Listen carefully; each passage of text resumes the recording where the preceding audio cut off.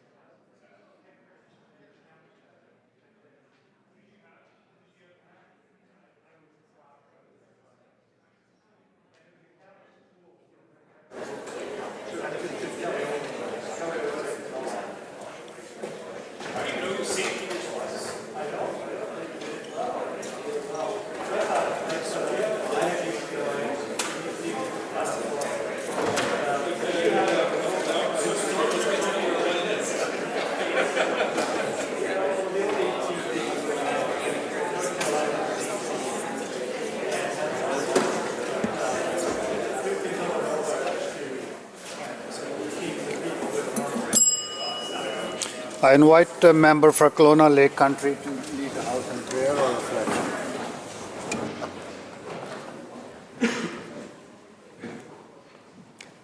Mr. Speaker, I invite the members of the Assembly to reflect on what's happening in Ukraine and think of all the people that have been lost,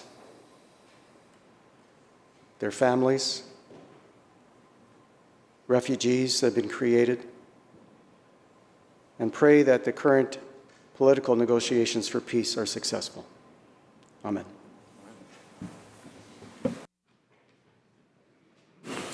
Introductions by members. Member for Langley. Speaker, it's a big day in the Mercier-Macro household. It's my wife's birthday. Kate Macro is my best friend, my partner in crime, and a companion on frequent road trips. And I'll just say as an aside, Mr. Speaker, we met 10 years ago at a BC-NDP convention, and I was the recently nominated candidate for Langley. And I think in an effort to impress in my opening salvo, I asked her for a $40 donation. I did not receive the donation, but I like to think I was playing the long game. So will the House please join me in wishing Kate a happy birthday?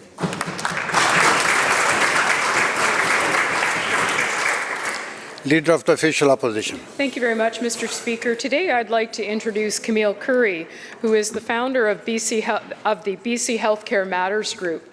Camille has been leading the charge. She is very passionate about ensuring people have a family doctor and about primary care and the quality of it. So I look forward to future discussions with her on the important issue, and I would ask the House to make her feel most welcome today.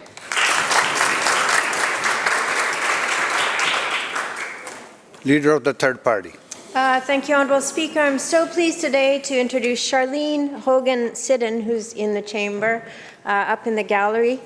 Char has been a teacher in BC for over 20 years, spurred on by personal experience and the mental health crisis in BC's classroom. She recently returned to school to obtain her master's degree in education with a specialization in social emotional learning. Char loves running, cycling, reading, and most of all spending time with her husband, Dave, her children, Ryan and Stephanie.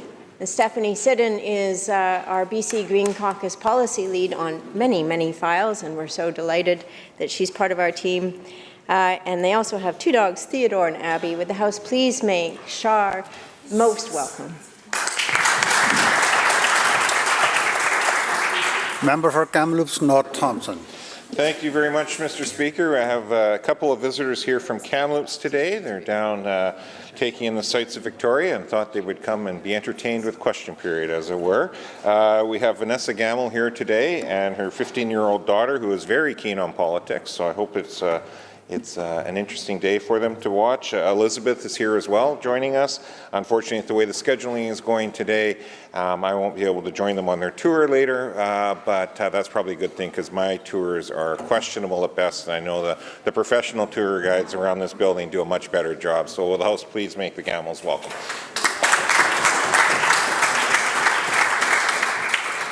Member for Nanaimo North Cowichan.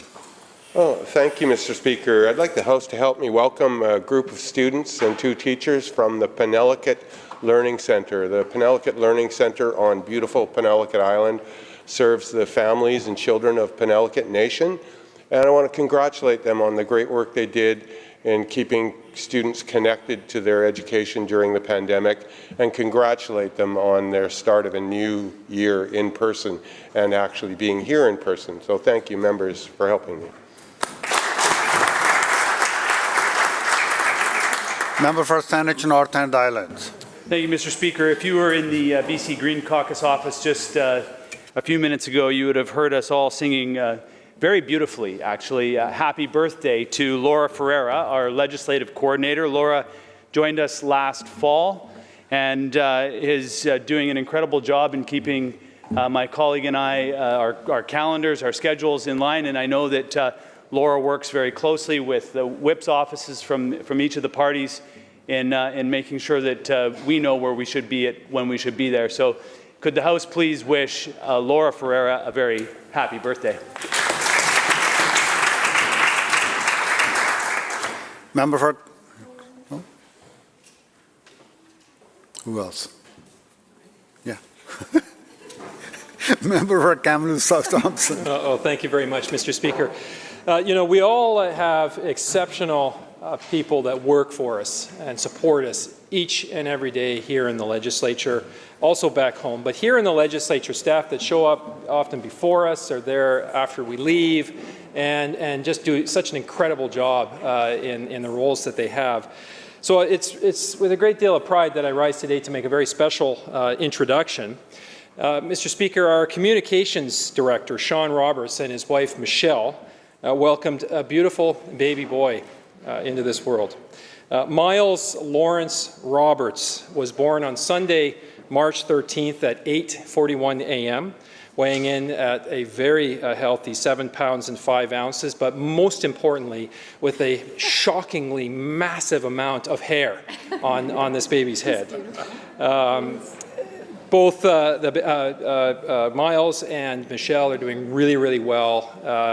Sean is getting used to functioning without much sleep, but he will make an exceptional dad. So I'd ask all members of this House to please join me in welcoming Miles Lawrence Roberts to this world and congratulating his wonderful parents. Member for Surrey Panorama. Thank you, Mr. Speaker. I'm rising today to wish someone a happy birthday. I rarely do this, but I'm going to do this for someone I've been with for 50 years, and come June the 26th, it will be 51 years. So it's for Stephen Sims. He's celebrating a big birthday today, but our little Aliyah, our great-granddaughter, has made sure he's had 5 celebrations that started on Friday, and his final celebration will be tonight with a dinner and cupcakes she is going to help to make.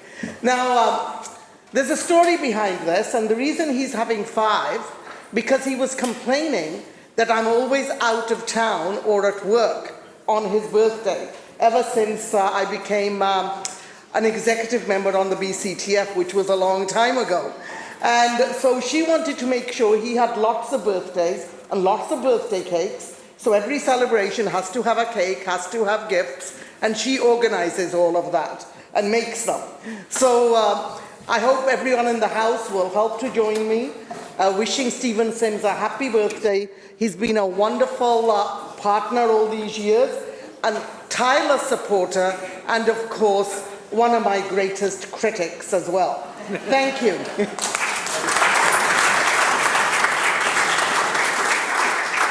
Member for Kelowna Mission. Thank you so much, Honourable Speaker. Well, I'm going to rise and echo the welcome of the Leader of the Third Party to Charlene Sidden, who is a friend, a constituent, but a little known fact, she was also the teacher of special education for my son, who is now 20, almost 21, and without her help, I don't think I would have made it through. So would you all join me in welcoming her as well? Minister of Citizen Services. Thank you, Honourable Speaker. I too have a birthday announcement. We failed in this House to recognize our Minister of Mental Health and Addictions, who had a birthday this past weekend. And so can we all wish her a very happy birthday?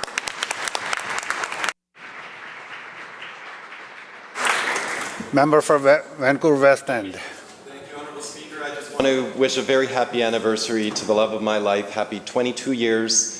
We must have met when we were babies. To my husband, Romy, he's an incredible person, the rock in my life, and one reason I can still do this work. So thank you.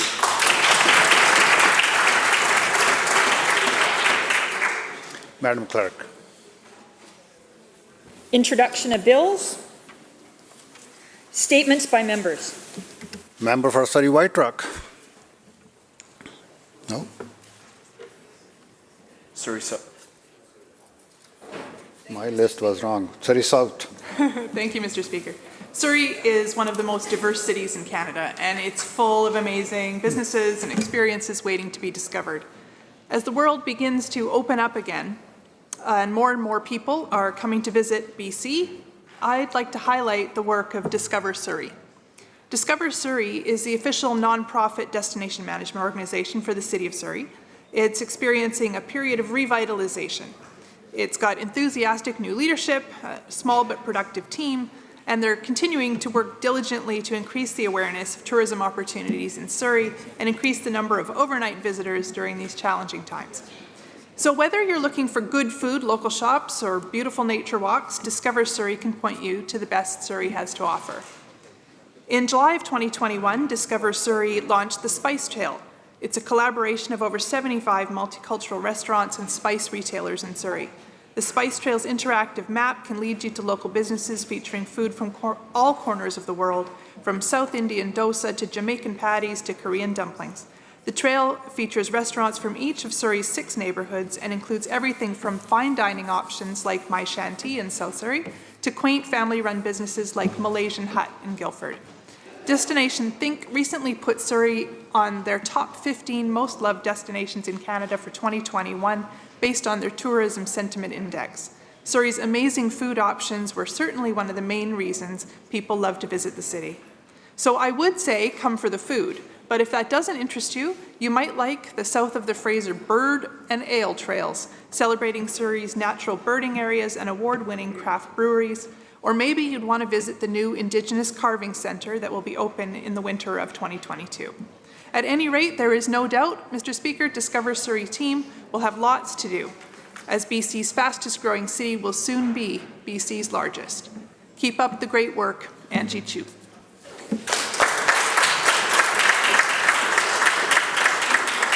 Member for Chilliwack.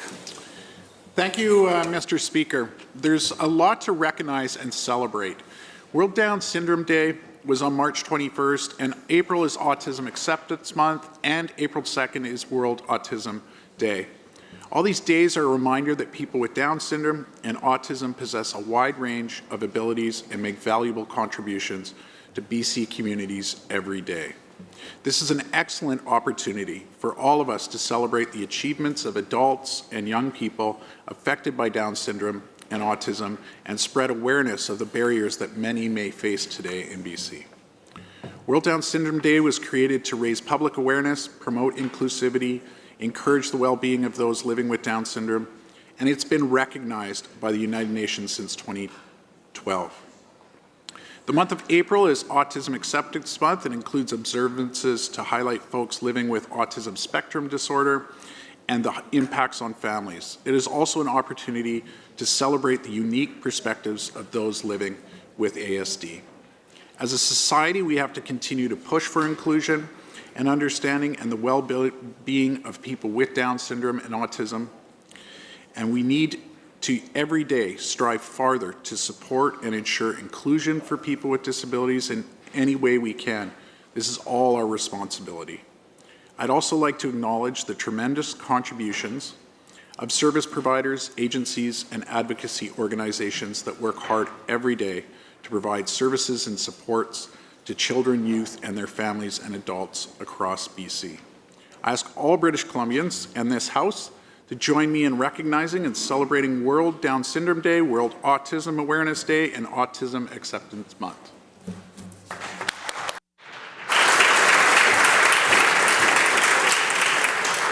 Member for Kelowna Mission. Thank you so much, Honourable Speaker. Well, I am so proud of the entrepreneurial spirit that is in Kelowna. So I'm really, really excited to celebrate a huge accomplishment in our community that really exemplifies this spirit in an extraordinary way. For the first time in a 17-year history of the Scotiabank National Case Competition, a business school has recorded back-to-back gold medals as Okanagan College climbed to the top of the podium again last month. Hosted by Vanier College in Montreal, the real-time case competition attracts teams from across Canada looking to test their knowledge and skills. Okanagan College students Tamsin Birch, Brian Cresswell, and Cole Streger represented the winning team, coached by Blair Baldwin, Mark Zeberth, Caroline Gilchrist, Dan Allen, and Nikita Edwards. Tamsin Birch, one of the gold medal winners, reflected on her win, saying, "I am honored to have shown to Canada that our business school has a unique approach to learning. The dedication of our coaches helped us think better, collaborate, and develop creative solutions for complex problems," end quote. The team says the double gold performance demonstrates the success of the applied learning model offered by Okanagan College's School of Business. Business professor and coach Mark Zeberth celebrated the school's success in saying, and I quote, "Preparing our students to compete against the best and brightest across Canada is a hallmark of the Okanagan School of Business.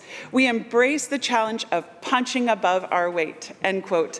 Congratulations to the team, coaches, and to Okanagan College for the great work of representing the entrepreneurial spirit of our valley. Thank you.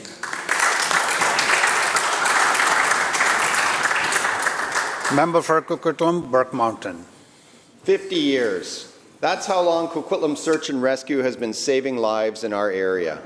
Mr. Speaker, I'm pleased to rise and speak about this volunteer organization in Coquitlam, Burke Mountain, which has been performing these valuable services for half a century. Coquitlam Search and Rescue was founded in 1972 after a search on Burke Mountain revealed there was no local rescue team in existence. Since then, the group has grown to 45 active volunteers who make 30 to 40 rescue operations annually, including mutual aid calls to other teams in the Lower Mainland and other areas in BC and Washington State. Based in Coquitlam, they also serve the communities of Port Coquitlam, Port Moody, Anmore, Belcarra, Burnaby, and New Westminster. Coquitlam SAR carries out inland water, wilderness, and urban search and rescue operations in an area bounded by Indian Arm, Pitt Lake, Garibaldi Park, and the Fraser River. Over 1,700 square kilometers in size, and includes some of the most rugged and inaccessible terrain in southwestern region of British Columbia. Coquitlam SAR has seen year-over-year increases in task volume for the past 3 straight years. With improved access to Pinecone Burke Provincial Park and a growing population, it is anticipated call volumes will reach over 100 operations per year by 2030. Given this increased demand, Coquitlam SAR is now looking for a new location in northeast Coquitlam to build a headquarters and store their equipment. Mr. Speaker, our community is very thankful and proud this valuable public safety organization and dedicated group of volunteers exists in our community. I ask the House to please join me in congratulating Coquitlam Search and Rescue on their 50th anniversary. Thank you.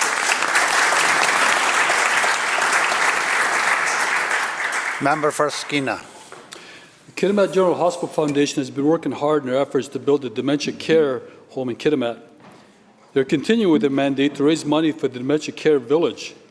The Kitimat Valley Housing Society will oversee the design and construction of the Dementia Care Home and is the body that will provide governance for the facility once it's operational.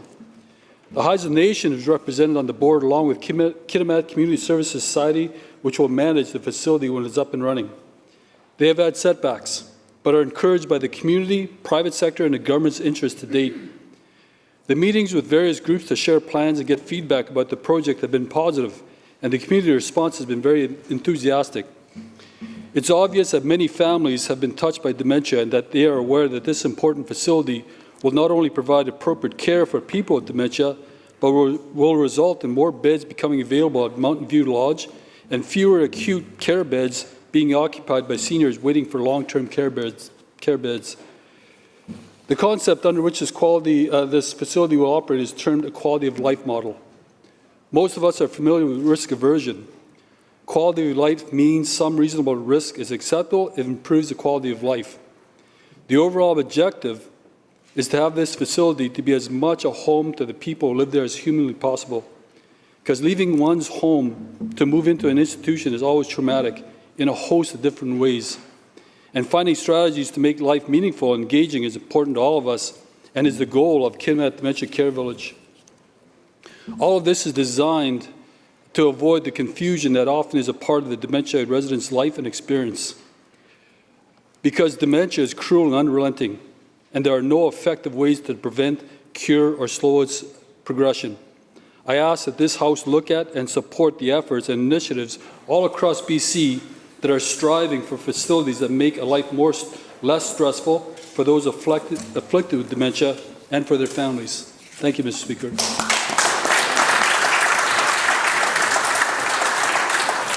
Member for Surrey Cloverdale. Thank you, Mr. Speaker. Last month, I attended the Buddhist Vihara Society, known as BVS, property that is in my riding.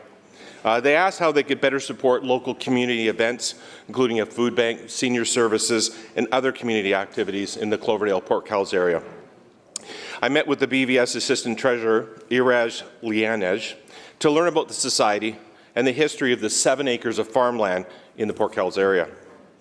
Picture, if you will, a long driveway, and at the end of the driveway is a barn. Next to it is a 2-story house and a temple that's off to the side. Lining the driveway on the right are many planter boxes where their congregation plants and harvests vegetables throughout the year. They spoke how they could prep food on the site and take it to the Cloverdale Community Kitchen, where they use their kitchen to cook the food and then deliver to the less fortunate in individual meals. I was pleased to inform the BVS and the Cloverdale Community Kitchen also had a food bank. Instantly, we started talking about the possibility of helping out the local community and how BVS could possibly produce vegetables and fruits for their congregation and for the Cloverdale Food Bank. We instantly began a conversation regarding the possibility of constructing greenhouses at the rear of the barn. And that's where the stumbling block came forward. Halfway, there's a stream that divides the property, 3.5 acres on one side, 3.5 acres on the other side. And the lands on the other side haven't been in production for many years. Accessing the back of the property would be a huge asset to the production of fruits and vegetables.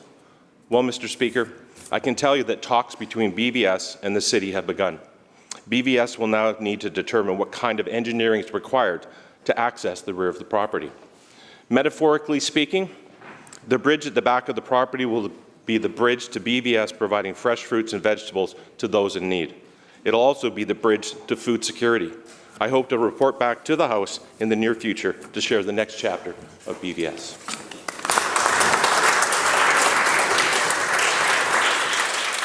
Madam Clerk. Oral questions by members. Leader of the Official Opposition. Thank you, Mr. Speaker. It is estimated that 900,000 people in British Columbia do not have a family doctor today. And that number has actually increased by 200,000 people since 2017. Francis from Victoria says, and I quote, "I haven't had a doctor for over 2 years. He retired at 92 years of age. As I am now in my 80s, I can no longer drive all over town to find a doctor, nor am I willing to stand in line for hours. We should be ashamed that we have allowed our healthcare system to fall to such depths." End quote. Over 12,000 people have signed a petition expressing their deep frustration and calling on this government to take expedited action. Camille Curry, who started that petition, is in the gallery today, and I would urge the Premier and the Minister to read the preamble that she provided. It is thoughtful, it is compelling, and it provides ideas and suggestions for the government to take immediate action. So today, will the Premier listen to 12,000 British Columbians and take the action necessary to ensure that families like Camille's, like Francis, and so many others have access to a family physician? Minister of Health. Thank you.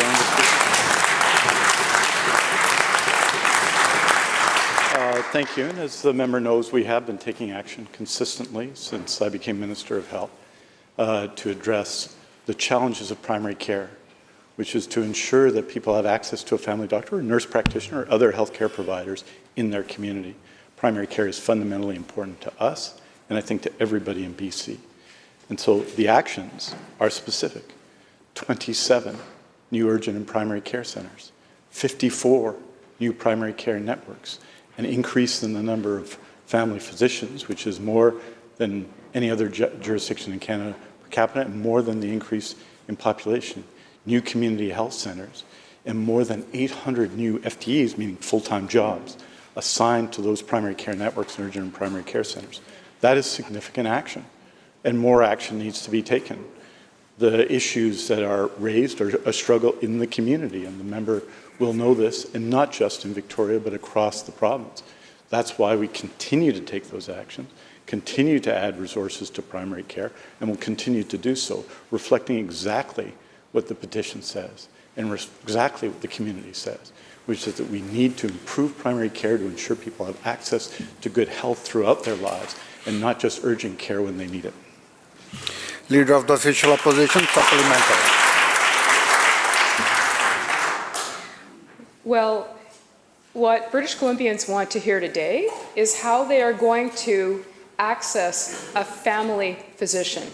We know that longitudinal care helps better health outcomes. So we can add buildings, we can add supplies, we can add whatever. What we need to do is ensure that we are training, that we are looking at how we are going to have family physicians that meet the needs of British Columbians.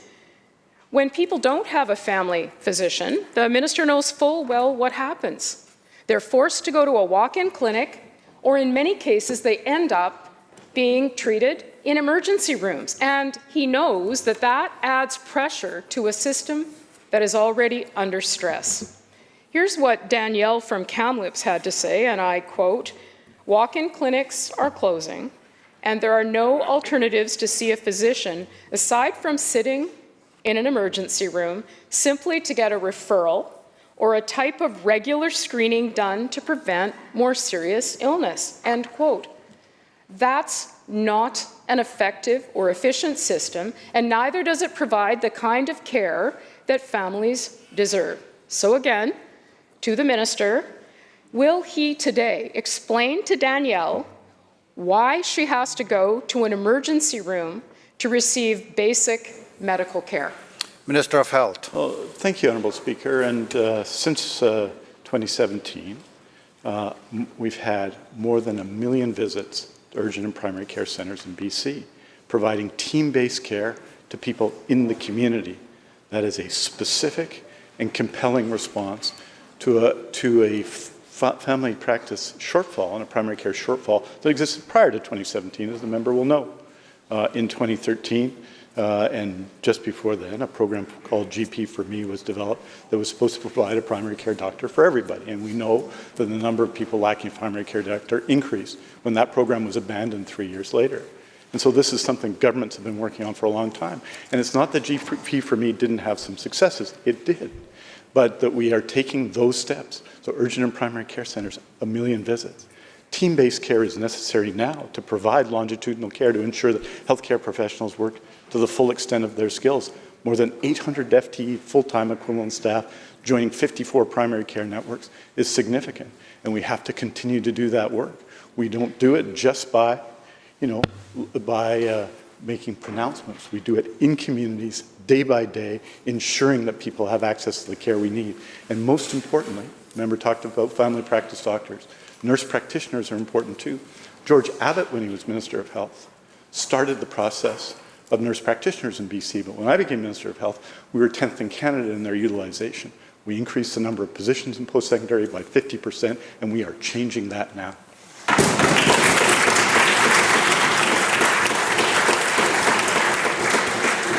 Member for Surrey White Rock. Thank you, Mr. Speaker. And the minister can stand up in this House and rattle off facts, but it's clear.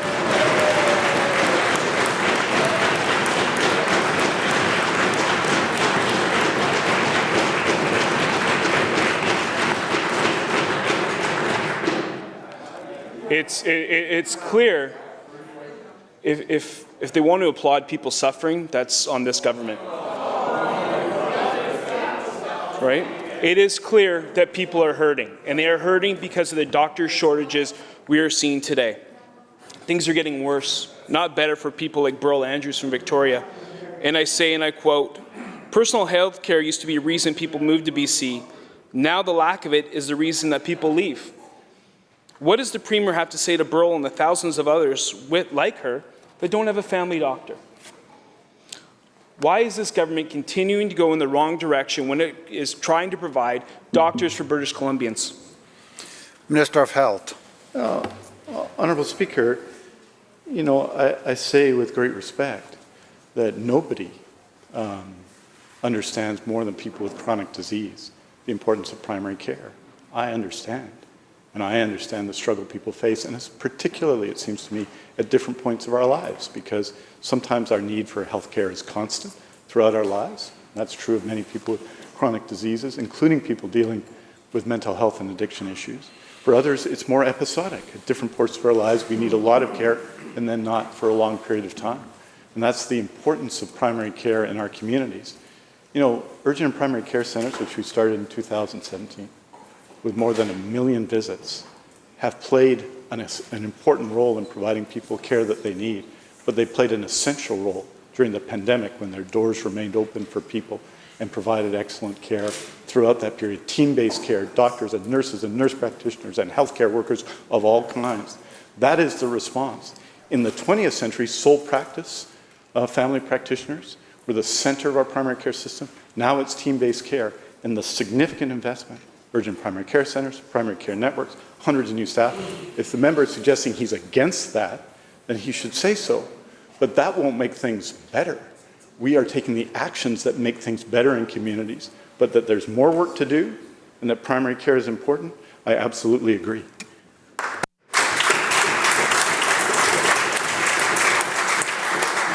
Member for Surrey White Rock, supplemental. Thank you, Mr. Speaker. So we'll say it again.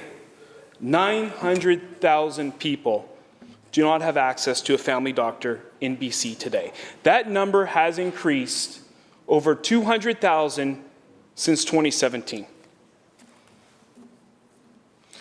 It's getting worse. It is not getting better. There are 2,600 doctors nearing retirement across this province. When these practices close, they are going to have enormous impacts on every single constituency. And it's people like Eleni from Nanaimo who says, and I quote, "Yesterday, my wonderful family doctor, who is in his 70s, told me that he has to retire, and that so far he's not been able to find anyone to take over his practice. It's going to mean another 500 people without a family doctor." End quote. So can the Premier tell Eleni how she and her community are supposed to cope with losing their family doctor? Minister of Health. Well, Honourable Speaker, the member is making the case as to why these initiatives are absolutely necessary. We need, absolutely, to attract family practice doctors for the future, and nurse practitioners, and nurses, and health sciences professionals and community, and healthcare workers supporting primary care. All of those things we need to do and to continue to recruit the next generation of healthcare workers. And how do you do that? You do that by doing it. And that's precisely what we're doing. 1 million visit surgeon and primary care centers, 54 primary care networks, more than 800 FTEs associated with that supporting primary care, an activity that had not taken place before. Would it have? It would have been better, but had it not taken before, and that's important. Hopefully the member supports that. New community health centers, because many new family practice doctors, the ones that are coming into the system, do not want to run businesses in the same way that current family practice doctors have for a long time. So we are moving from one path, which is fee-for-service, to many more alternative payment arrangements. These are all the ways we have to do. We have to, in other words, pursue a primary care plan that's coherent, such as the one we're pursuing, in order to provide the very care the member talks about. Because it is a moment when your longtime family practice doctor decides they want to retire or have to retire. And that is a major moment. And so we need all of these actions and more to address this situation in the coming years. Leader of the third party. Thank you, Honourable Speaker. On March 16th, the Human Rights Commissioner sent a letter to the Provincial Health Officer indicating that the removal of provincial mask mandates places the greatest burden on the most vulnerable in British Columbia. The Premier has publicly stated that COVID-19 is an airborne virus. Masking is one of the least restrictive and most effective ways to mitigate the spread of this virus. The Commissioner said in her letter, quote, "Given the benefits of the mask mandate for thousands of marginalized people and the minimal impact on those who are asked to wear one, the balance at this time favors continuing the mask mandate." The letter states, again, quote, "Lifting the mask mandate will do disproportionate harm to those who are already marginalized." My question, Honourable Speaker, is to the Premier. In a pandemic, what does his government owe to the people and those who live with them who are medically vulnerable or immunocompromised? Minister of Health. Thank you, Honourable Speaker. In British Columbia, we have, under the Public Health Act, an independent provincial health officer who has worked and done, I think, extraordinary work in the pandemic balancing these very issues. Careful consideration is given to public health measures so that they don't, as you say, interfere in people's behavior more than is necessary by the requirements of the pandemic. And that is what Dr. Henry has done consistently.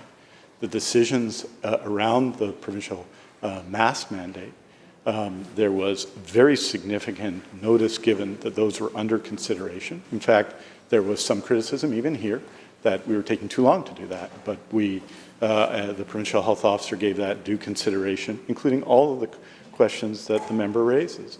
I would say this, though, that those who are clinically vulnerable have been more the focus of our efforts as a government and as the provincial health officer's efforts than anywhere else in Canada. No one has focused in terms of vaccination on the clinically vulnerable as effectively and as substantively as we have, and we will continue to do that. continue to reflect the evidence, and to continue to support public health in their important decisions to balance these considerations. I very much appreciate the letter from the Human Rights Commissioner, and it's an important point of view to be expressed.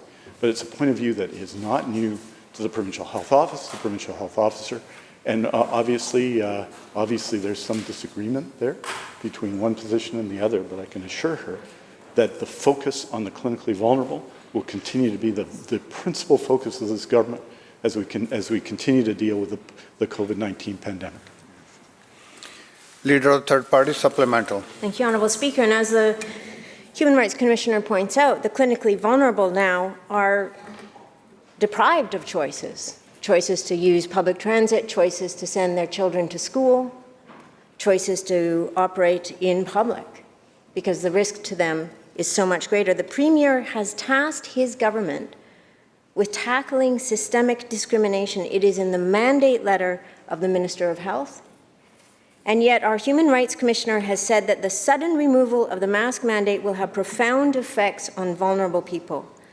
She says, quote, "While many of us have the good fortune to simply move on with life, thousands of British Columbians will be left behind because of their age, disability, or other protected characteristics under BC's Human Rights Code." She continues, "The mask mandate is not about eliminating risk. It is about sharing the burden, the risk burden across society, rather than transferring it to a marginalized or medically vulnerable minority." My question, Honourable Speaker, is to the Premier.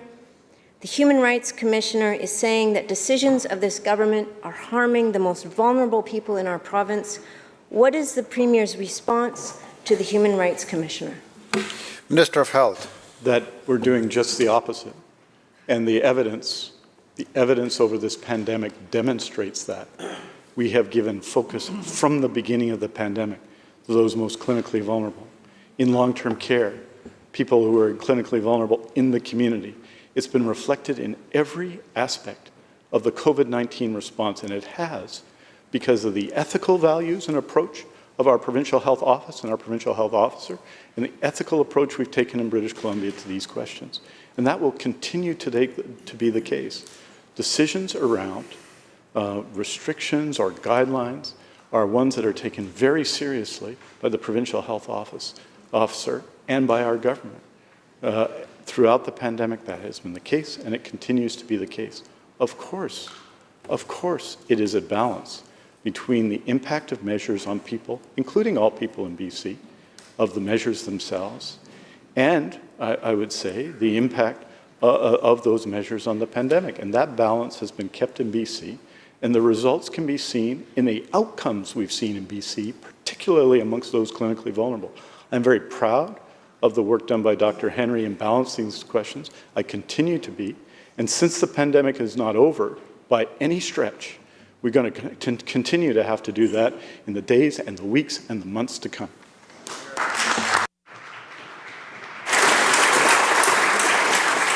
Member for Abbotsford West. Thanks, Mr. Speaker. I listened carefully to the exchange a few moments ago between the Health Minister and my colleagues, and it strikes me that the Minister is either overlooking or wanting to avoid a key aspect to the challenge we're all confronted by. When we're facing a serious shortage of family physicians, it seems clear that the response needs to include at least two things. We need to train more family physicians here in British Columbia, and we need to be more aggressive in recruiting internationally trained physicians. We're doing neither in British Columbia right now, Mr. Speaker. For hundreds and hundreds of British Columbia's best and brightest young people, this is what happens. They apply to medical school in British Columbia. They can't get in because there's not enough spaces. So they apply to internationally renowned medical schools, spend hundreds of thousands of dollars, and they get trained. They get trained at those institutions. And then they want to come home and practice here in BC as doctors. And they can't. because the process for having their credentials recognized is so incredibly complicated. It takes years and years and years. There are delays in writing the exams that they need to write. There are delays in entering the clinical assessment programs. And then if they get through that, the chances of them securing a residency in British Columbia is virtually nil. So they give up. And everyone in this House knows it and has a story to tell about how they just give up and go elsewhere. So my question to the minister is, when is the government actually going to take steps to address those key fundamental issues of training more doctors here in British Columbia and more aggressively and removing some of the bureaucratic obstacles to British Columbians who go abroad to get trained and want to come home and practice as doctors in BC? Minister of Health. Well, thank you, Honourable Speaker. And as the member will know, he says nothing's happened. When I became Minister of Health, 6,218 family practice doctors. Today, 6,852, which is a significant increase, more than the increase in population growth. But the nature of family practice is changing, and we have to address significant issues around that. So for the member to get up and say, oh, nothing's happening, when in fact we're seeing an increase in the number of family practice doctors is incorrect. The member also talks about internationally trained doctors, and this is also true of internationally trained nurses, where the barriers of entry into the Canadian healthcare system are difficult. We are taking steps, and you'll see those steps, particularly with across health professions in the coming months. But this is not as simple a question as the member will know, because the member was Minister of Health, and you'll know that the very measures in place to provide accreditation to doctors are largely on the international scene, the same as they were under his government. But we need to take steps. That's one of the areas we need to take steps to address the health professionals we're going to need to the future, and the government absolutely intends to do so. Abbotsford West, supplemental. Thanks, Honourable Speaker. Well, with the greatest respect, I think the minister is still avoiding the fundamental issue here, which is, why aren't we training more doctors in British Columbia? The previous government, the one we hear a lot about from the other side, doubled the number of medical training facilities in British Columbia and created medical training spaces right across British Columbia. Now, maybe it wasn't enough. Maybe it wasn't enough because the decade prior to that, there had been no increase. And we're in jeopardy of repeating that scenario yet again. That's for the people that want to get trained in British Columbia. But there are so many stories. Debbie Atkins contacted us from Parksville. She has a relative who is a pediatric specialist who's today working at a hospital in Switzerland. Internationally trained, internationally credentialed, at a world-leading institution, wanted to come to British Columbia. But it was made clear to him that it would be years before he would be able to put his talents to work in British Columbia. So the minister stands up, and I'm sure he will do so again in a moment, and say, oh, you're exaggerating.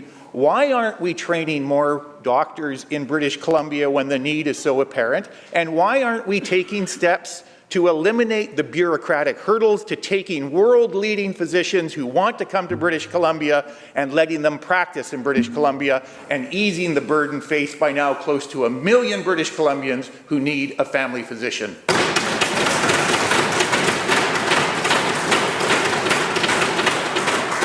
Minister of Health. Honourable Speaker, I think the member will appreciate, because I think the issue is so serious, we won't get into a discussion of records.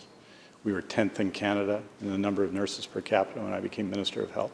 We were 10th in Canada in the number of nurse practitioners in British Columbia when I became Minister of Health. We're below the average, or at the average in terms of family practice doctors.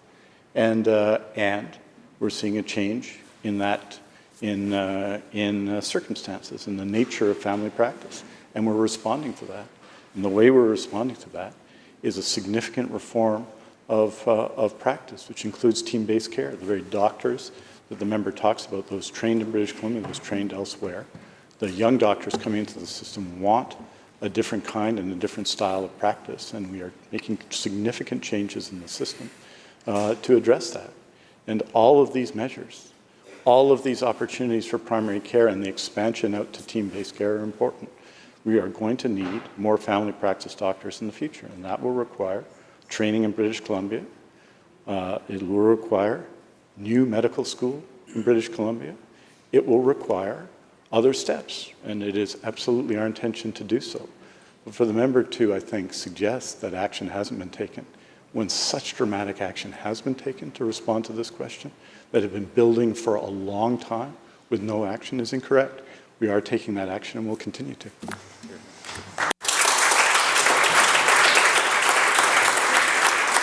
Member for Cariboo North. Well, thank you very much, Mr. Speaker. Well, it is clear that we need to train more doctors. And as my colleague mentioned today, that the minister is avoiding the very specific questions that we have around the training purposes. So maybe we'll try a different minister. The NDP are not helping the situation because they're breaking their promise to build a medical school at SFU's campus in Surrey.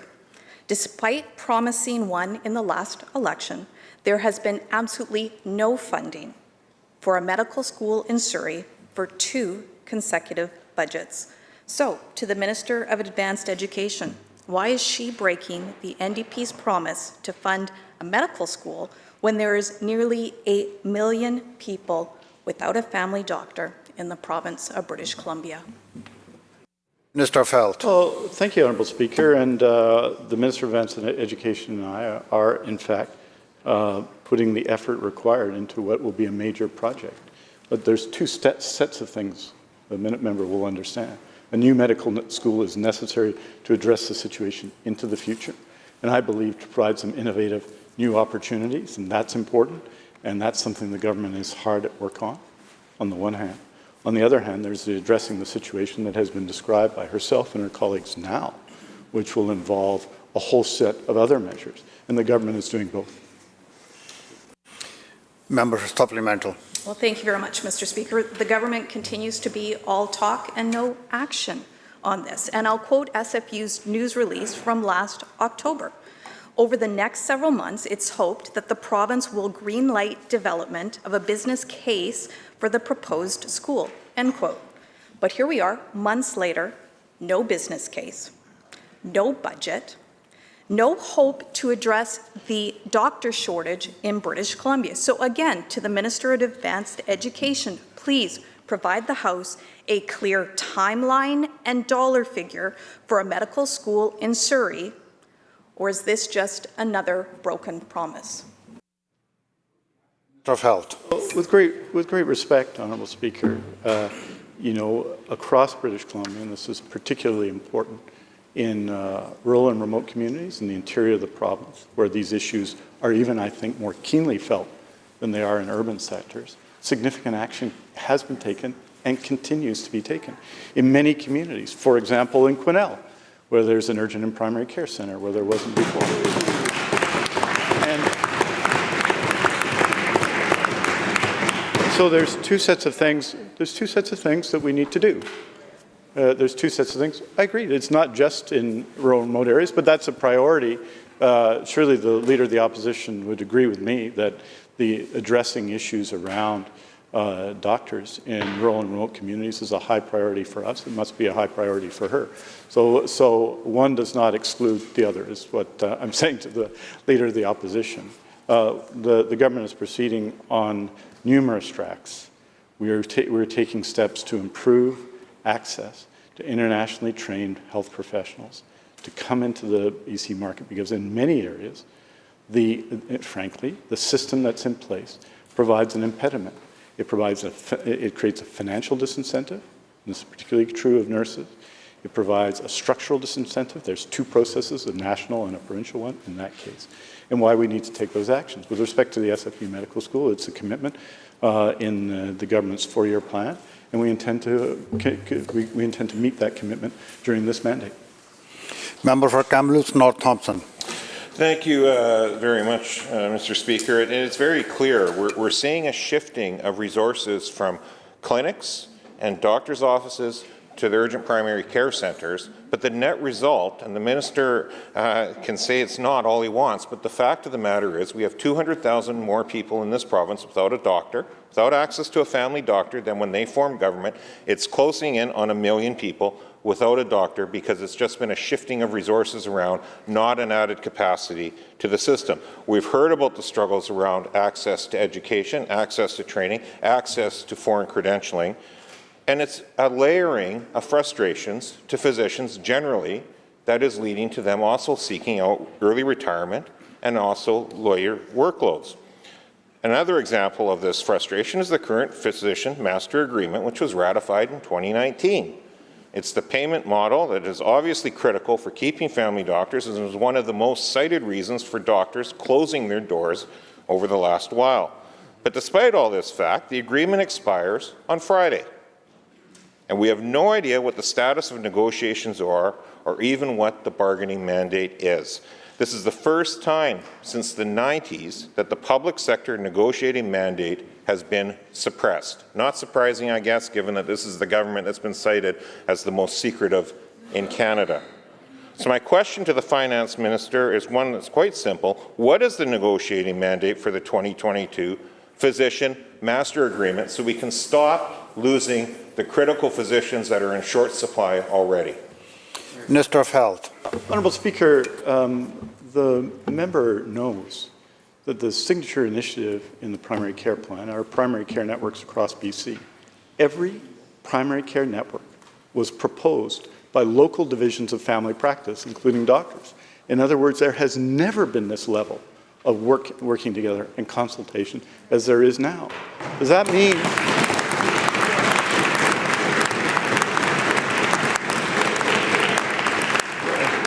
that, well, Honourable Speaker, the first urgent and primary care centre was in Kamloops, and it aligned with it, Honourable Speaker, the ability for new doctors to come and practice in primary care in Kamloops, right?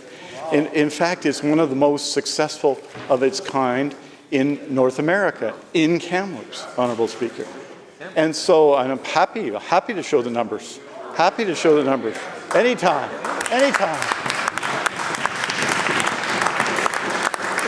So, Honourable Speaker, that work, the work on in Kamloops, happy to provide the numbers. In fact, Honourable Speaker, if the member stays around after question period in this place, I don't want to do that because we all have much business around the place. I'd be happy to provide them to him this morning.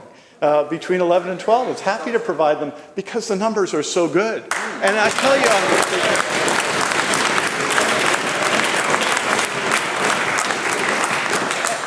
Honourable Speaker,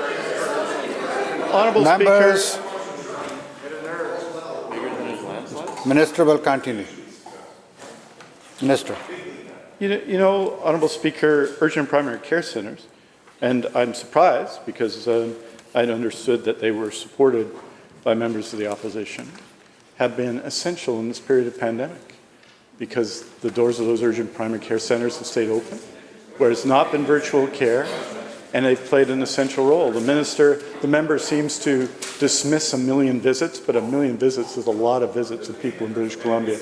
With respect to issues of collective bargaining, I don't know if this is new or news to members of the opposition, but collective bargaining should take place at the bargaining table, and it will.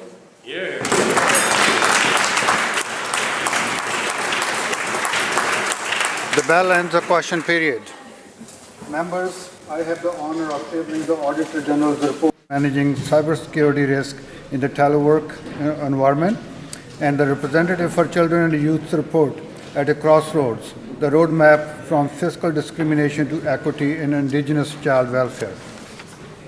Attorney General. Honourable Speaker, I rise to present the 2021 Annual Report of the Forest Appeals Commission.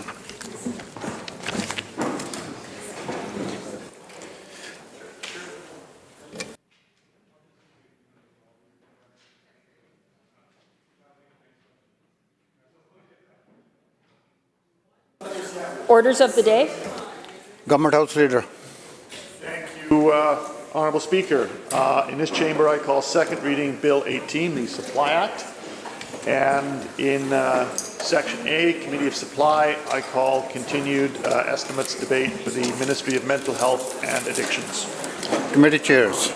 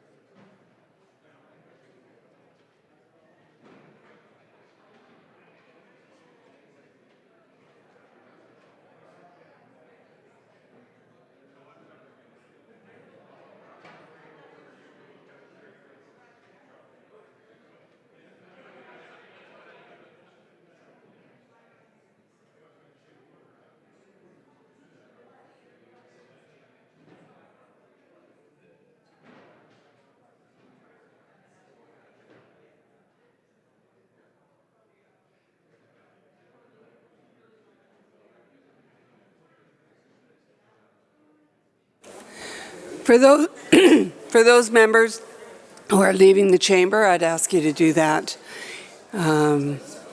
quickly so that we can move on with the business of the day. We'll just take a minute.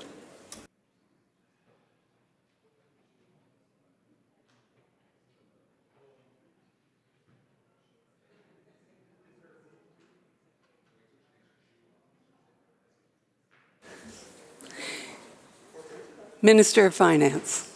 Thank you very much, Honourable Speaker. Honourable Speaker, I move that Bill 18, the Supply Act No. 1, 2022, be read a second time now. Honourable Speaker, existing voted appropriations will expire on March 31st, 2022. Bill 18 provides interim supply for ministry operations and other appropriations for approximately the first 3 months of the 22-23 year, while the House completes debate of the appropriations presented in the 22-23 estimates. Interim supply for ministry operations and other appropriations is required to ensure continuation of government services until the final supply bill comes into force.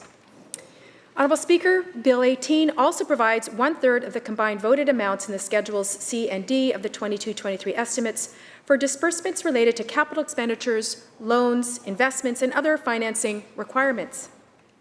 The 1/3 authorization provided for in relation to these disbursements is higher than proportion authorized in relation to ministry operations, as the disbursements described in Schedules C and D are not evenly distributed throughout the year.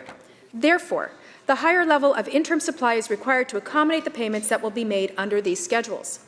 Honourable Speaker, Bill 18 also authorizes a full amount of the disbursements referred to in Schedule E of the 22-23 estimates. Schedule E of the estimates outlines the revenue collected on behalf of and transferred to specific programs or entities. There is no impact on the operating results, borrowing, or debt resulting from the collection and transfer of this revenue. Honourable Speaker, these interim supply appropriations are based on the accountabilities and allocations outlined in the 22-23 estimates. The final supply bill for the 22-23 fiscal year will incorporate these amounts to ensure it reflects the sum of all voted appropriations to be given to government in that fiscal year. Thank you very much, Honourable Speaker. Thank you, Minister. Recognizing Kamloops North Thompson. Thank you, Madam Chair, and it gives me pleasure to rise to Bill 18. Not a whole lot of comments. It's a pretty straightforward bill that happens every year. I will say that this year I was pleased to see we're back to the normal routine. If we recall, last year the budget was delayed 2 months and was not actually presented until we were already into the fiscal year. And so everything was a guess when we came to this bill last year to keep the doors of government open on April 1st, whereas this year, because the budget was presented when it was supposed to be, we see that this is actually built on the percentages based on the budget as presented and as is being debated through estimates in other chambers in this building as we speak. So in that regard, not a lot of apprehension obviously around this. The opposition, of course, will be supportive of this phase to keep the doors of government operating, and we of course reserve our right to question and scrutinize and potentially vote against either all or parts of the budget, but not this part in particular. So we look forward to this moving along and making sure that the doors of government continue to operate as the fiscal starts, and so that the public can be reassured that in fact their services will continue and other programs they may rely on will continue unhindered as well. Seeing no further speakers, does the minister wish to close debate? Thank you very much. This is the shortest debate I think I've ever participated in this House, and I appreciate hearing that the members opposite are going to support this budget bill, which is a good thing. And with that, Honourable Speaker, making sure that that operations can continue while we continue debate on the budget that I presented last month. So with that, Honourable Speaker, I move second reading of Bill 18, the Supply Act number 1, 2022. Members, the question is second reading of Bill 18. Those in favour, please say aye. Aye. Those opposed, nay. The motion is carried. Minister of Finance. Honourable Speaker, I move that Bill 18 be committed to a committee of the whole House for consideration at the next sitting after today. Members, you've heard the question. All those in favour say aye. Aye. Opposed, say nay. Motion is carried. Government House Leader. Thank you very much, Madam Speaker. I call second reading Bill 19, Employment Standards Amendment Act. Thank you. Recognizing the Minister of Labour. Thank you, Honourable Speaker. I move that Bill 19 be read a second time now. Over the past 2 years, the pandemic has made it very clear just how important it is to protect health of workers, their families, and BC's workplaces. A critical part of protecting the health of workers is the ability for workers to stay home when they're sick and not to lose wages. Madam Speaker, because nobody should be forced to make that decision to go to work sick or stay home and lose wages. That's why last May, we passed legislation to ensure that all workers covered by Employment Standards Act could take paid sick days when they need them. As you know, we began with 3 days of temporary paid leave for COVID-related illnesses, and we supported businesses by reimbursing them for those wages up to $200 per worker per day until the end of 2021. Following extensive consultations, we laid out changes last fall to ensure that the minimum standard for all workers would be 5 paid sick days for all workers covered by Employment Standards Act, including part-time workers. That standard came into effect on January 1st of this year. I'm very proud that BC is the first province in Canada to legislate this level of paid time off for workers who fall ill. Since coming into effect, we have heard from both business groups and labor organizations of workers regarding 2 specific concerns about implementation of the legislation. We have listened closely to those concerns, examined the issues that have been raised, and we are now proposing 2 amendments to the Employment Standards Act to address the concerns through Bill 19. First, the Act currently says that the annual entitlement for paid sick leave is based on a worker's employment year. That is their start date. In other words, employment year requires an employer to use a different date for each employee's annual use of paid sick leave. However, we heard from business associations that it is administratively challenging to use an employee's start date anniversary to determine when their 5 days paid sick leave entitlement begins and ends each year, which means having to have tracking for all employees individually, separately, and which is administratively very cumbersome. This change standardizes the annual entitlement period for all employees and means employers will not have to track separate dates for each individual employee based on the start date of their employment. They also noted that as the legislation is currently written, some workers could be entitled to take 10 days of paid sick leave in 2022.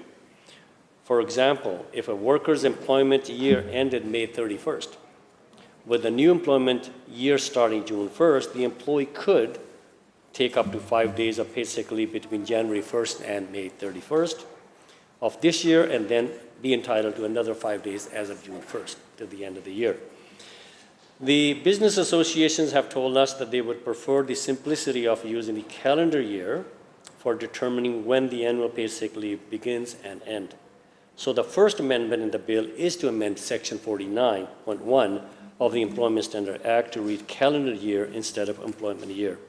It is a simple change and one we are happy to make to help employers adjust to the new sick leave entitlement. It may also assist employees in keeping track of their own entitlement. Madam Speaker, the second amendment is a little more complicated, and frankly, it is disappointing to me that we need to do this. The standards laid out in the Act, for the most part, the minimum requirement that employer and workers are expected to follow.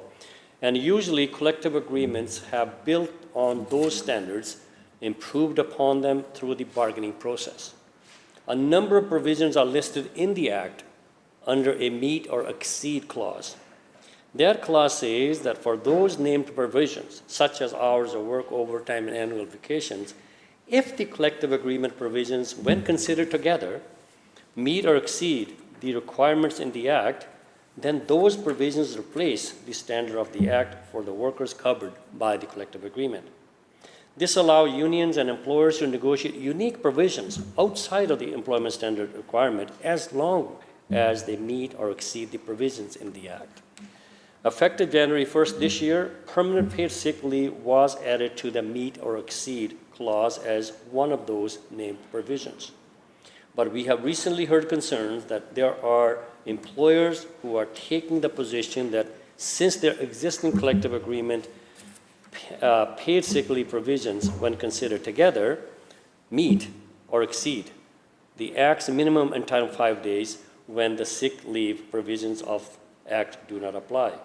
Even if some workers are receiving less than 5 days of paid sick leave or none at all. Madam Speaker, there are three different examples that come to my mind. There are employers who are taking the position that since they have long-term disability, short-term disability plans, therefore they believe that they are meeting or exceeding. Although in order to qualify for either one of those benefits, there is a waiting period for 3 to 5 days. So I think that defeats the purpose of the Act that we brought in January 1st. The second example is, sometime it is called 90-10.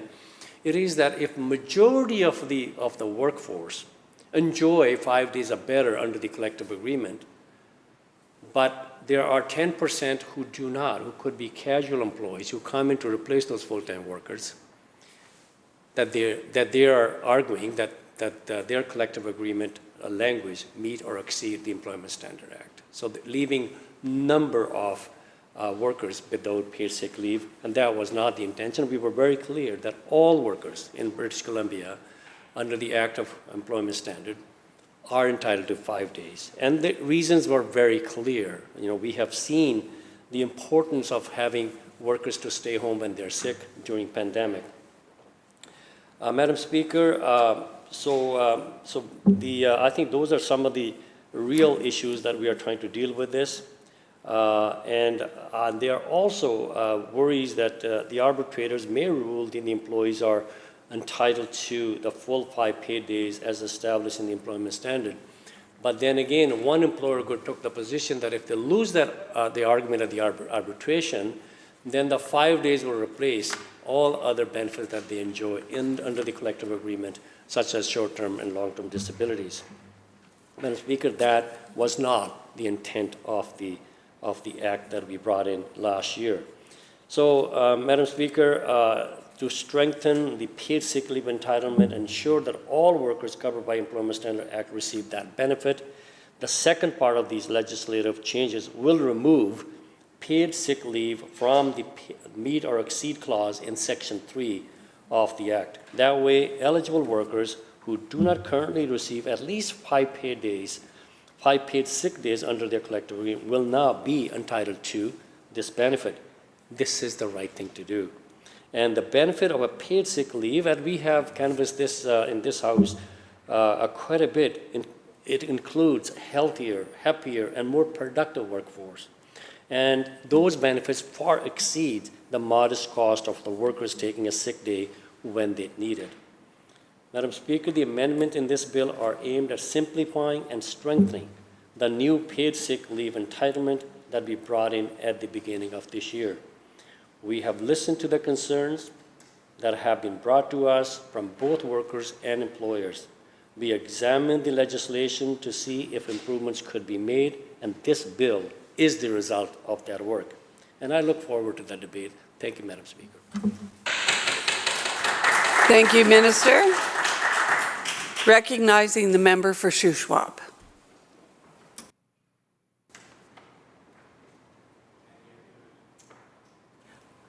Sorry, member for Shuswap, we're having a problem with the sound.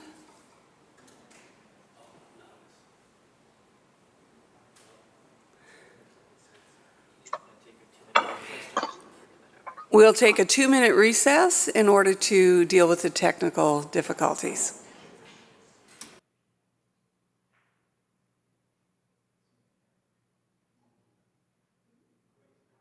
Hello?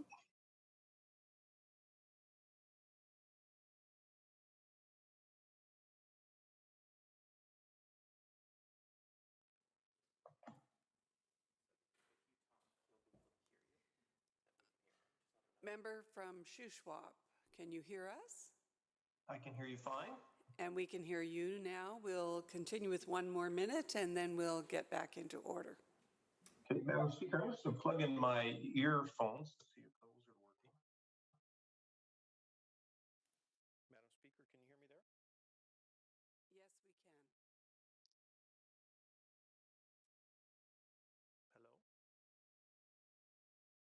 We can hear you. Can you hear us? I can hear you now. Okay, we have about 50 seconds left in the break. Can you hear me? Yes, I can. Okay, all right, good stuff. Was it something on my end or on your end? Because I didn't change anything. I really couldn't tell you that, but it's all working Okay. now. So Okay, we'll be great. back in session in about 30 seconds. Okay, sounds good.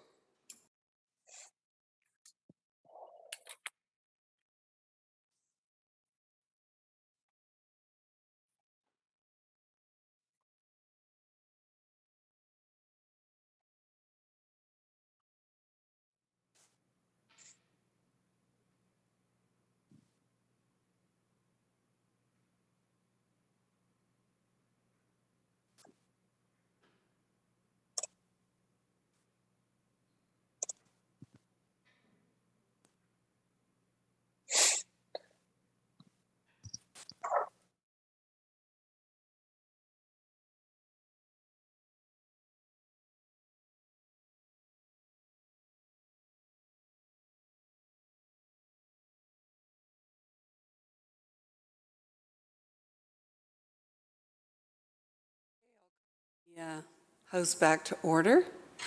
And I will recognize the member from Shuswap and also indicate to the member that the technical difficulty was on this end, not your end. Over to you. Excellent. Thank you very much, Madam Speaker. Well, it's always a privilege to speak in the chambers, albeit remotely today, specifically in second reading debate Bill 19. As the minister had indicated in his opening remarks, I and the entire BC Liberal Caucus are also in agreement that workers should not have to choose between taking home a paycheck or potentially having to go to work ill. And so we're very supportive overall of the bill. However, it is unfortunate that there was apparently a lack of consultation or work done at the front end of the original tabling of this bill back on May 13th of last year. So as supportive as we are and as happy as we are to see these amendments, it is unfortunate that the minister is having to walk this bill back into the House, in such a short time frame in order to make remedies of some of the missed opportunities of getting this bill right when it was originally tabled last year. And I think part of it has to do with the fact that although the initial bill that was tabled last year, Bill 13, government took almost 16 months before they brought forward this very important legislation to provide the opportunity for paid sick leave in the province of BC. And so there was a significant delay at the outset of COVID when there was an opportunity for workers to actually receive the benefit that is provided under the paid sick leave legislation. But a full 16 months of delay before the bill was initially tabled last year in May. And as the minister had actually confirmed during our bill debate last year, that there was only about 4 weeks of consultation, so very limited consultation before the bill was actually tabled. And I think it is that the lack of consultation, the lack of work in tabling the original legislation last year is why we're back here now with these amendments. There is also another concern that was brought forward, and that has to do with a bit of the inequity that exists between part-time and full-time workers in the province. The current legislation does not distinguish between part or full-time employees, and so unfortunately what is provided in the original legislation is that a part-time employee that may be working for as many as 2 or 3 different employers would be entitled to, in essence, 10 to 15 days of paid sick leave. Whereas an employee that works for a single employer is only entitled to 5 days under this legislation. And so, I think that inequity continues to exist. This was brought forward to the minister's attention last year, and yet the minister has failed to take the opportunity to provide that clarity and actually remedy that discrepancy or discrimination that actually exists within this piece of legislation. The minister, in his comments, obviously the first portion of this bill that actually remedies or sets forth the anniversary date on the calendar year is very important. I heard from a number of constituents extremely concerned about the anniversary date being on the employment date of the employee. And as the minister had indicated, an employee that, as an example, might have been hired, say, on May 1st of 2021, on January 1st, they'd be entitled to the full 5 days of paid sick leave, as they had already would have satisfied the 90-day employment requirement. But on their anniversary date, on May 1st, would be entitled to an additional 5 days. So many employers were indicating that in fiscal 2022, the cost burden or the number of paid sick days available to employees under the troubled legislation was actually double, twice as much as what government had actually set forth in establishing the 5 paid sick days. So we're happy to see that clarification is being undertaken as part of this bill. And as well, the second piece where, as the minister had indicated, the exemption existed because of the lack of clarity with the legislation, where employers that may have a short-term disability program available for their employees, their interpretation of that was that it would actually exceed the requirement of the Employment Standards Act, and therefore we're not providing those immediate paid sick days. So certainly happy to see that these remedies are being tabled here today as part of Bill 19. But again, just wanted to re-express my concern about the significant delays that came about the initial tabling of the legislation in May of last year, and then also the lack of work, the lack of consultation, which has led to the necessity of this amendment bill being tabled here this week. So with that, Madam Speaker, I think I'll reserve a bit more detailed conversation to committee stage as we move forward. But again, certainly happy to see that a paid sick leave program is available in the province of British Columbia.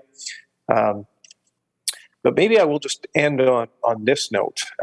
And just as a reminder for those that might be listening from home, Premier Hogan, the Premier and the Minister, both on record in the news media, had expressed a number of times at how during the pandemic, how businesses have really been struggling financially, that businesses were not able to take on any additional costs during the pandemic. And so as much as there is certainly a need and necessity for this bill to provide that support for workers, the challenge remains is that this bill does put additional cost burden directly on the backs of BC employers, which is very contrary to what the minister and the premier had actually shared with British Columbians. Thank you, member. Seeing no further members, does the minister wish to close debate? Thank you, Honourable Speaker. And I want to thank the critic for his comments. And we debated all those issues that he brought up during the bill debate, Bill 13. Madam Speaker, a couple of areas that he mentioned. I just want to address that we canvassed that particular area, I recall clearly, about part-timers working more than one employer. But I made it clear, but I want to make it clear again today, that you're entitled to your paid sick day only the day that you take off when you are scheduled to work. So if you're working at employer A, you work one day there, and you become sick next day. If you are not scheduled to work, then you're not entitled to that sick pay. Same thing if they go work employer B that they're working part-time, same thing applies there. If they're sick, they're staying home, but if they were not scheduled to work in employer B, C, or number of employers that they are not entitled to. So I just want to make that clear. The other part is that member mentioned we took 16 months, but he also, the member would know, that we took a number of initiatives before we brought Bill 13. First thing we did was brought in a job-protected leave for all workers in the event that they were sick due to COVID. Then we brought in 3 unpaid days. Then we brought in 3 paid days with the government reimbursement program of $200 per day per member. And then we also at the same time said that we would bring in a permanent solution because we were working with the federal government. And that was also a part where the premier went and talked to the federal government, and we were able to convince them and work with them when they brought in those sick leave programs. And although we identified to them later that both myself, with my counterparts federally, and my other colleagues, that there are a couple of flaws in their program. But then the federal government took the position that the provinces have to come up with their own solution when it comes to paid sick days. So that's why we brought in Bill 13. Madam Speaker, with that, I just want to thank again for the support that the member has expressed, and because it is the right thing to do, as the member have said. So, Madam Speaker, I now move second reading of Bill 19. Members, the question is second reading of Bill 19. Those in favor, please say aye. Aye. Those opposed, say nay. The motion is carried. Minister of Labour. Madam Speaker, I move that the bill be referred to a committee of the whole House to be considered at the next sitting of the House after today. Members, you've heard the question. All those in favor say aye. Aye. Opposed, say nay. Motion is carried. Government House Leader. Thank you very much, Madam Speaker. I now call Bill 14, second reading of Bill 14, the Wildlife Amendment Act 2022. A 2-minute recess while the minister makes her way into the chamber. Thank you. We will recess for 2 minutes, giving the minister time to rush into the chamber. Thank you.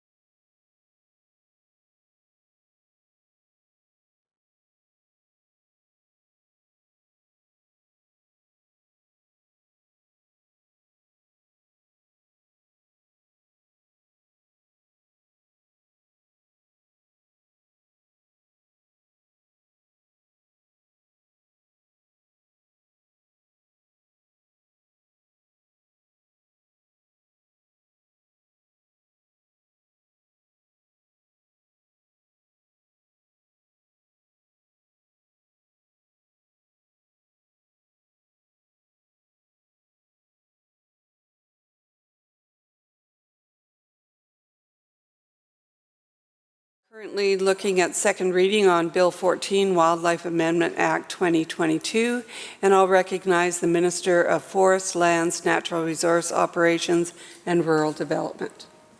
Thank you, Mr. Speaker, and I move that Bill 14, the Wildlife Amendment Act 2022, be now read a second time. British Columbia feels a deep tie to wildlife, and we share the responsibility to protect the diverse range of wildlife for generations to come. Since time immemorial, Indigenous peoples have cared for wildlife with Indigenous laws, values, and stewardship traditions that sustain communities and cultures. These long-held relationships with wildlife and ecosystems have created a rich Indigenous knowledge that extends into the deep past. Since provincial legislation governing wildlife management began, dating back to game ordinances created in 1859, Indigenous knowledge, rights, or interests have not been appropriately addressed. It is time to begin to bring the alignment of the Wildlife Act with Indigenous practices and ensure that we are incorporating Indigenous knowledge as well as Western science to inform Wildlife Act decisions. As part of the development of the Together for Wildlife strategy, the BC First Nations Wildlife and Wildlife Habitat Conservation Forum was created in 2018. First Nations participants in the forum reflect the views, values, and interests of regions throughout British Columbia. Working together, the province and Indigenous members of this forum co-developed the intentions paper that formed the foundation of this bill. The province consulted extensively with First Nations, Indigenous-led organizations, and others on the policy intentions. The foundational laws for managing wildlife in BC came into effect almost 200 years ago. Updates to laws over the years have reflected the changing nature of wildlife management in response to social values, common law, and scientific advancement. For the first time, the legislation is being amended to integrate Indigenous perspectives. This bill is a first step in demonstrating government's commitment to reconciliation under the Wildlife Act and is an important step as we move towards co-management of wildlife. Our government recognizes that Indigenous peoples have maintained reciprocal relationships with the land and wildlife, and that their governance systems embody an intrinsic sense of responsibility to effectively steward the land and wildlife.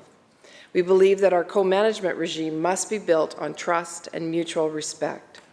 That is why this bill requires decision makers to use Indigenous knowledge in wildlife management and ensure that knowledge is only used with the consent of the contributing First Nation. Indigenous knowledge about wildlife stems from a knowledge system that emerges through observations and interactions with the environment, often through generations of experience. Indigenous knowledge is deeply embedded in the cultural and traditions of Indigenous peoples and must be respected and incorporated when decisions about wildlife management are being made under the Wildlife Act. Because Indigenous knowledge is a core part of Indigenous identity, it is also critical that knowledge shared is respected and treated confidentially.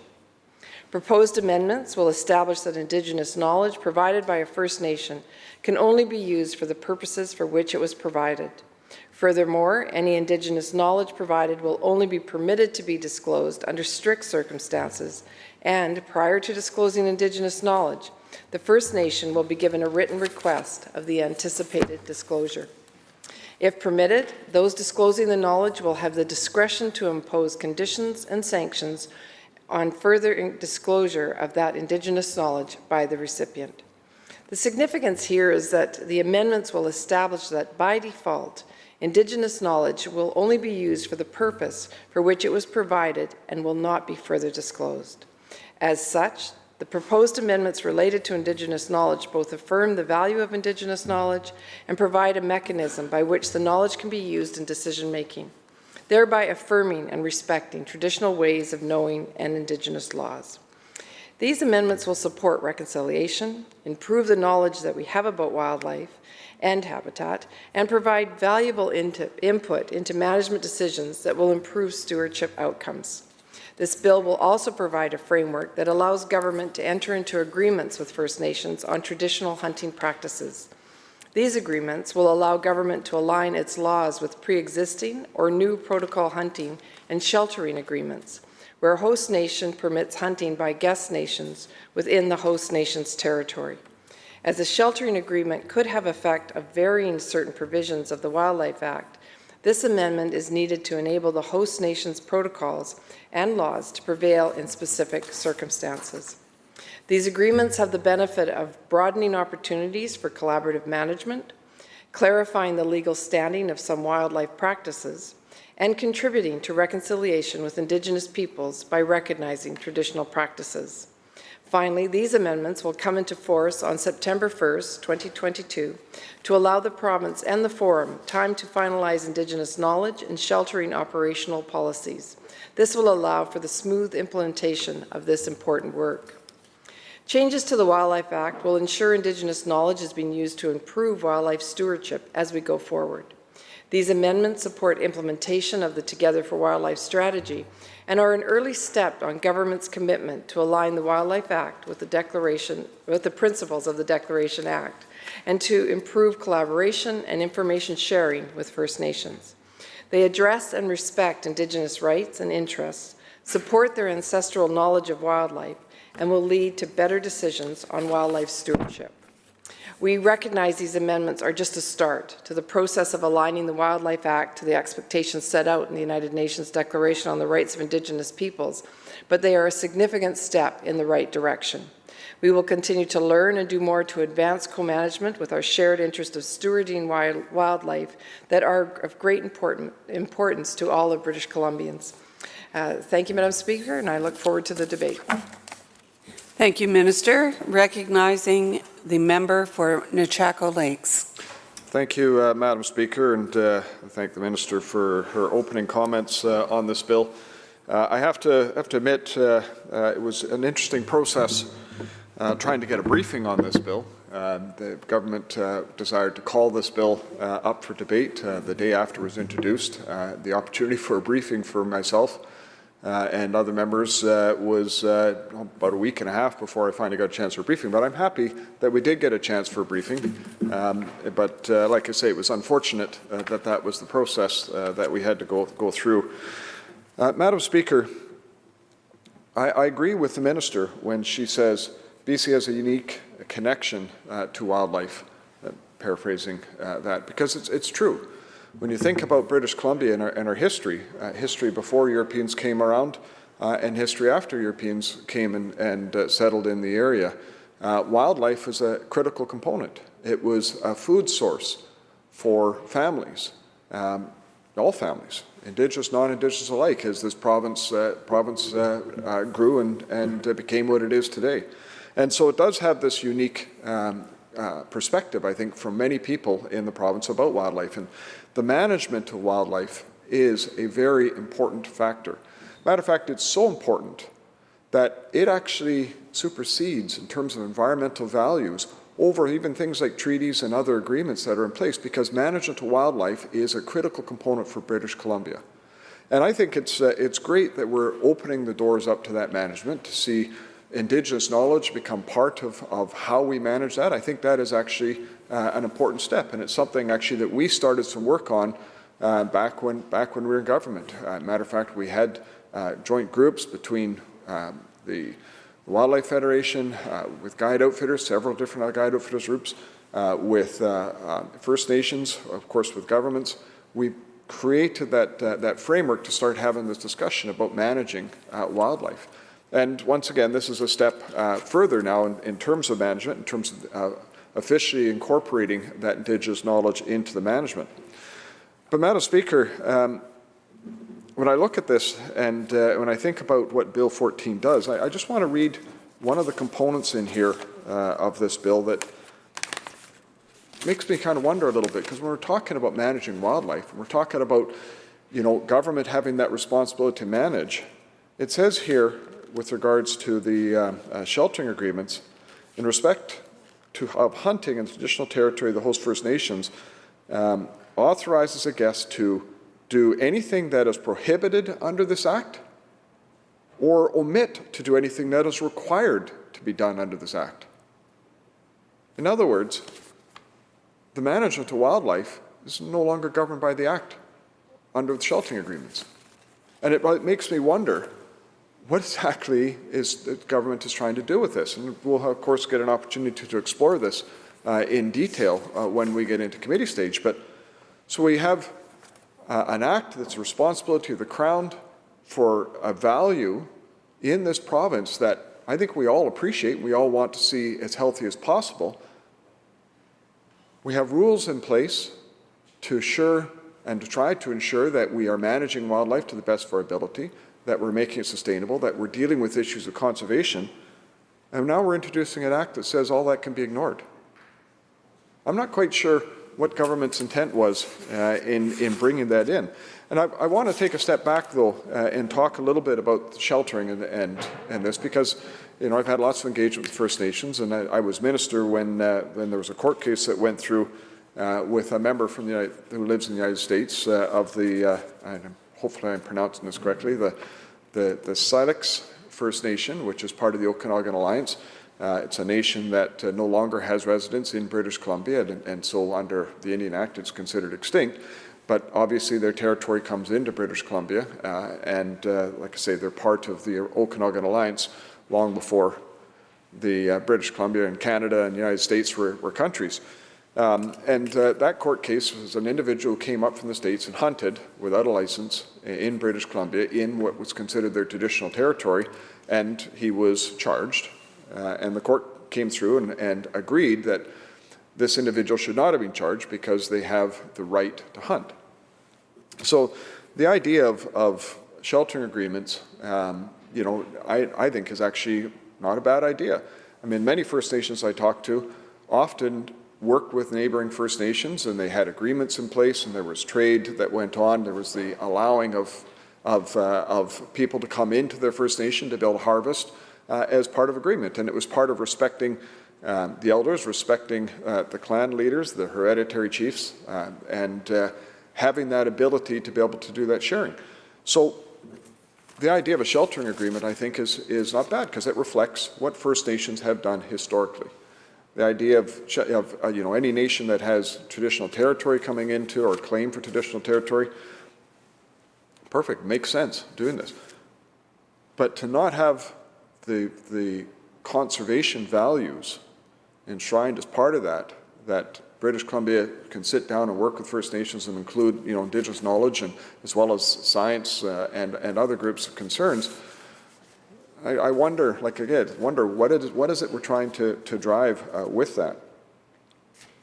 In addition, Madam Speaker, this bill, when it talks about a governing body, it doesn't talk about whether it's elected or hereditary, and I understand different nations approach things differently, but I'm reminded of one nation in the area I represent, in the Chaco Lakes. They have what's called a Keho system or Keho system. Hopefully I'm pronouncing that right. And I think within that one nation, there's 105 different, I think it's 105 different Kehos. Each one of those are headed up by a family.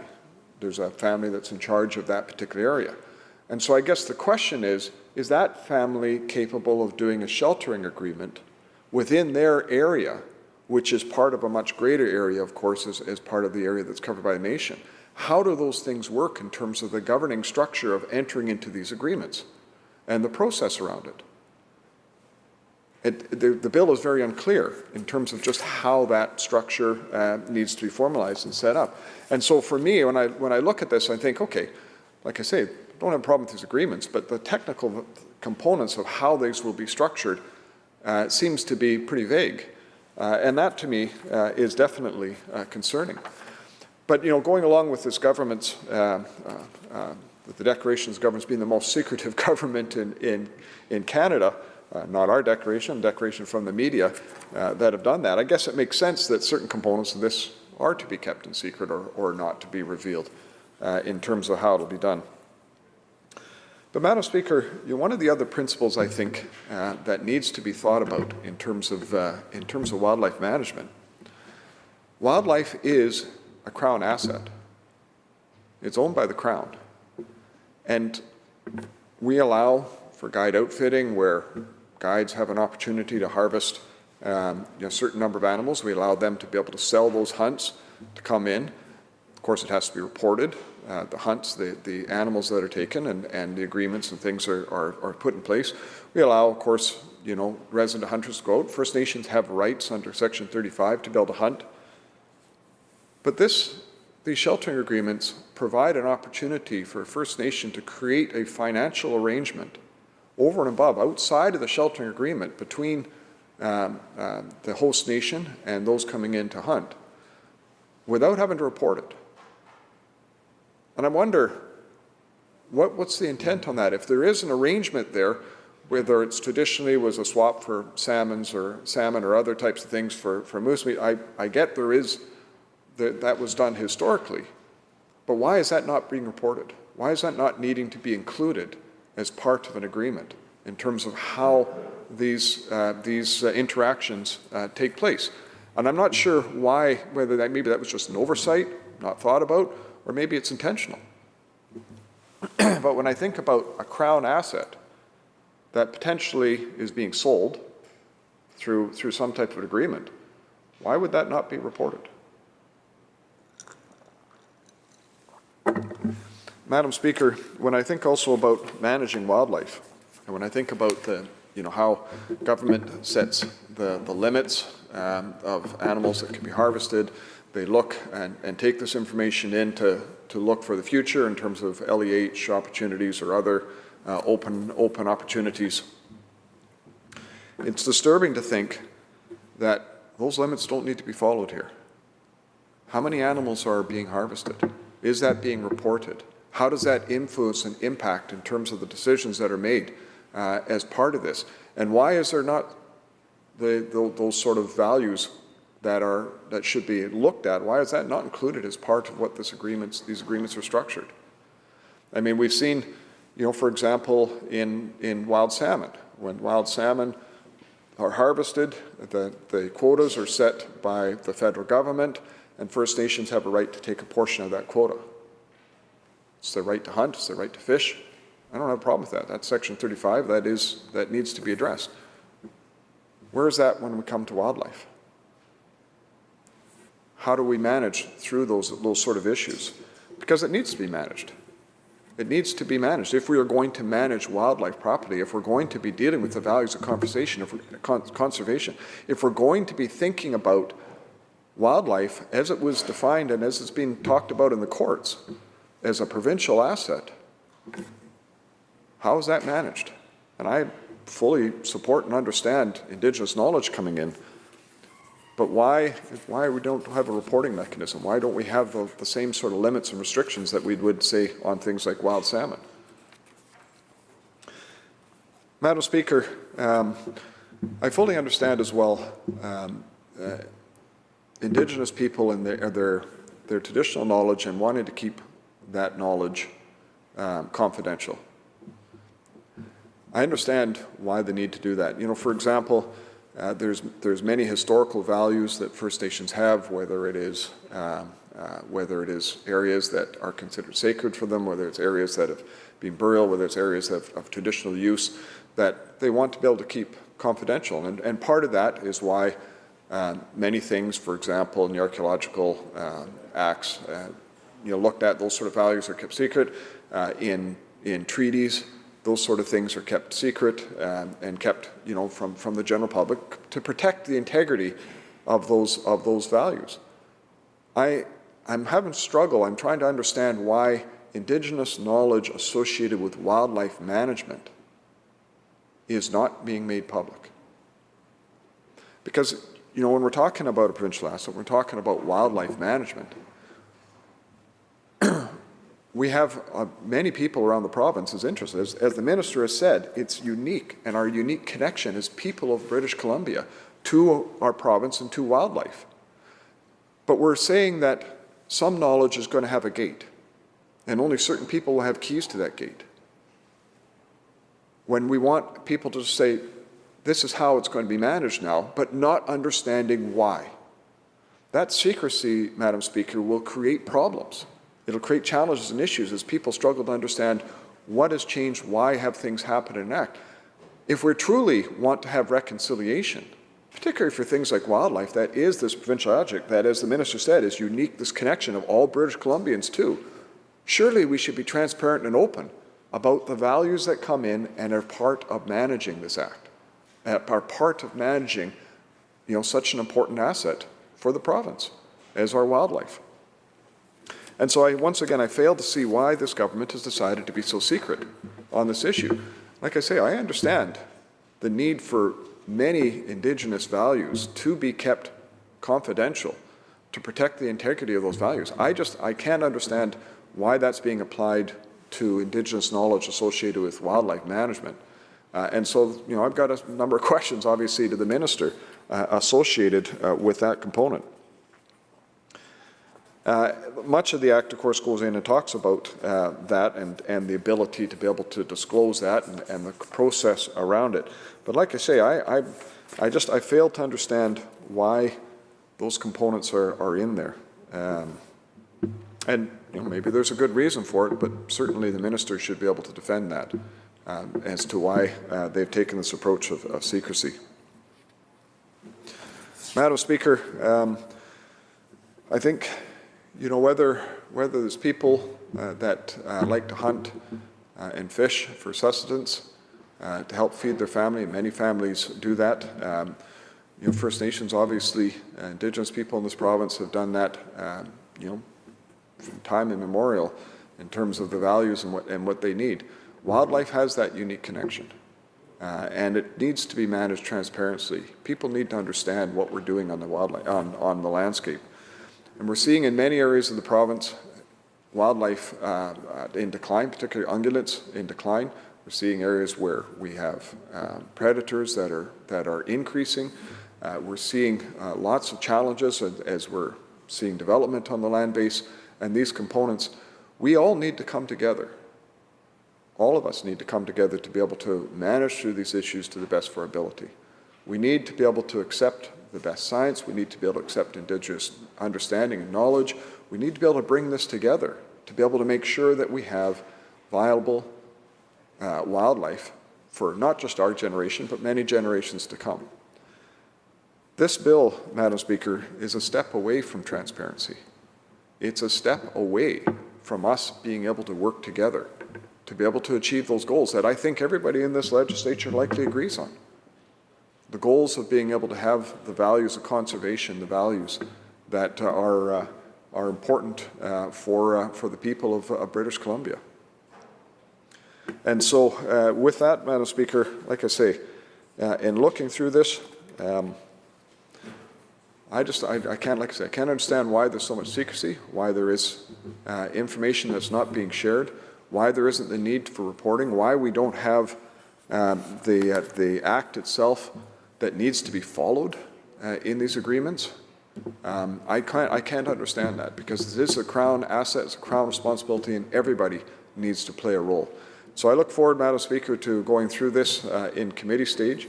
I look forward to the opportunity to ask and go through questions. And I know there's a number of other members on our side that have some comments that they want to share on this bill. It'll be interesting to see if there's any members on the other side that also have these comments, or also have any comments on this bill, or whether or not they're just going to be pushing this thing through and with a veil of secrecy, which tends to be this government's pattern with most things that it does. And with that, Honourable Chair, I move adjournment of the debate.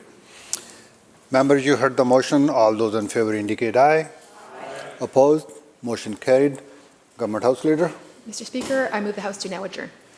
You heard the motion again. All those members in favour, please indicate aye. Oh, sorry, Committee Chair, of course. Committee Chair.